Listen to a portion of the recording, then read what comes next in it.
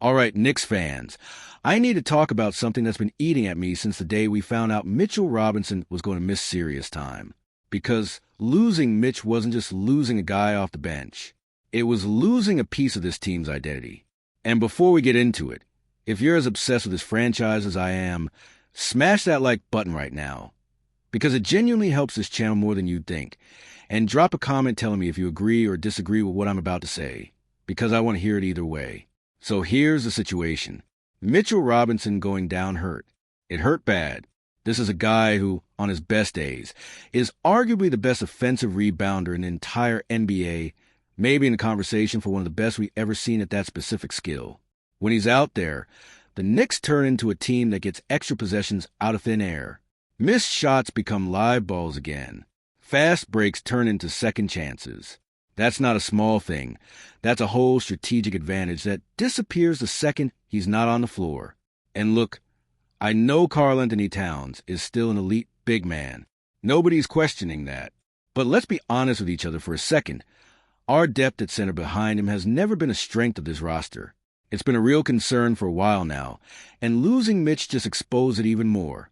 So when the front office went out and signed Andre Drummond in free agency, I'll admit, my first reaction was mixed. Like, is this really the answer? Is this really who's supposed to fill that void? But here's the thing, and this is why I wanted to actually sit down and make this video instead of just reacting emotionally like a lot of us did at first. When you actually look at what Drummond brings to the table, specifically when it comes to crashing offensive glass, this might genuinely be one of the smartest low-cost pickups this front office could have made. And I say that as someone who is fully ready to be mad about it. Let's talk numbers for a second, because the numbers actually back this up in a way that surprised me. Last season, Mitchell Robinson was grabbing offensive rebounds at an insane rate whenever he was on the floor. We're talking over 1 out of every 5 missed shots by his own team while he was out there. That's not just good. That's the best rate in the entire league, and it wasn't close. That's an elite, top of the league, best in basketball type number.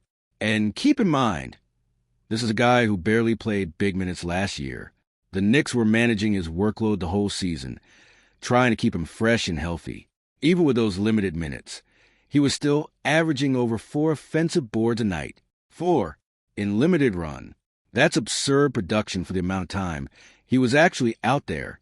Now here's where it gets interesting, and honestly where it gets a little bit encouraging if you're a Knicks fan trying to find a silver lining in all this.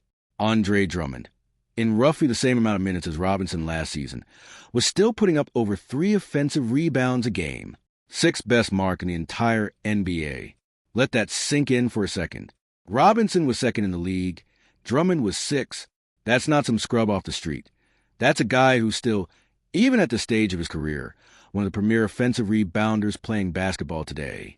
And when you look at the percentage of his own team's missed shots that he was cleaning up, Drummond was grabbing almost 15% of those boards. That puts him in the 93rd percentile league-wide. Robinson was at the 100th percentile. So yeah, Mitch is still the better offensive rebounder. Nobody's arguing that. But we're not talking about a drop-off into replacement-level production here. We're talking about going from the number 1 guy in the league to a guy who's still elite, still top tier, still doing something almost nobody else in this league can do at that level. Now I want to be completely clear about something, because I don't want anybody in the comments twisting what I'm saying here. Drummond is not walking through that door, replacing what Robinson does on defense. Not even close.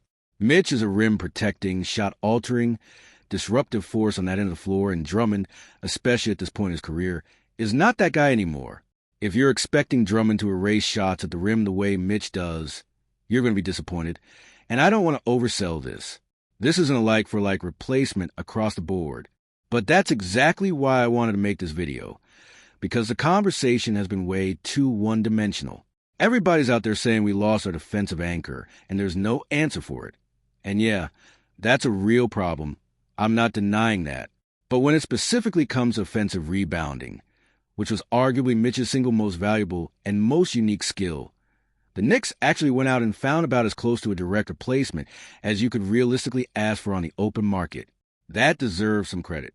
That deserves some recognition, especially from a fan base like ours that can be quick to write off every move as a panic signing.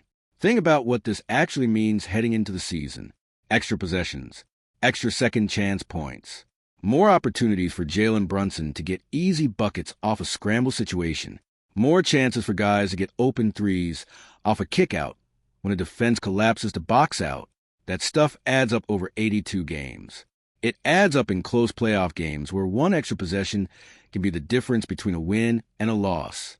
So if Drummond can even come close to replicating that specific part of Robinson's game, that's not nothing. That's actually a real, tangible winning contribution. Now, am I saying Drummond fixes everything? Absolutely not. And if that's what you took from this video, go back and watch it again, because that's not what I'm arguing. This team still has real questions on the defensive end. Without Mitch out there, Towns can only do so much by himself protecting that paint.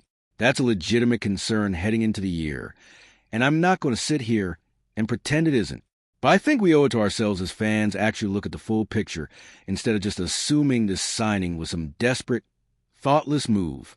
Because when you dig into the numbers, this front office actually did their homework here. So here's my real take, and this is where I want to know what you all think. I actually believe Drummond ends up being one of the more underrated depth additions of this entire offseason around the league, not just on the Knicks. I think by December, people are going to be talking about how valuable those extra possessions are, especially in the tight games. I think this ends up looking like a really savvy value signing once the dust settles. But I want to hear from you. Do you think Drummond can actually hold up over a full grind of an 82-game season the way Mitch did? Do you trust him to stay somewhat available and effective? Or do you think this is a short-term fix that's going to fall apart by February? Let me know down in the comments. I read every single one of them. And if you got a different take than me, I genuinely want to hear it. That's what makes this community good. And listen, if this video gave you something to think about, do me a favor and hit that like button before you head out. It takes 2 seconds, and it genuinely makes a massive difference for this channel. Subscribe if you haven't already so you don't miss the next breakdown, because we've got a lot more of these coming as the season gets closer. Drop a comment. Tell me your prediction for how big of a role Drummond ends up playing this year. I'll see you in the next one. Let's go Knicks.